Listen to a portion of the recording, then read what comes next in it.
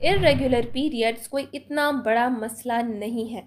अगर आप भी यही सोच रखते हैं तो डॉक्टर्स को लाखों रुपए देने के लिए तैयार हो जाएं।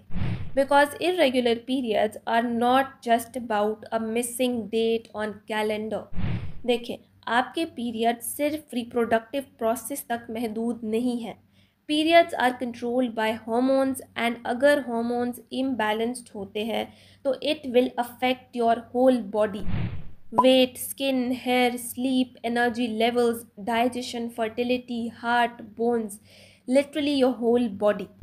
सो अगर आपको इर्रेगुलर पीरियड्स का प्रॉब्लम है तो उसको इग्नोर करना बंद कर दें, इससे पहले कि देर हो जाए। सल्यूशन के लिए कैप्शन ज़रूर पढ़ें, और अगर आप चाहते हैं कि मैं आपकी मदद करूँ पीरियड्स को नेचुरली रेगुलर करने में तो कमेंट करें हेल्प और मुझे इंस्टाग्राम पे DM करें।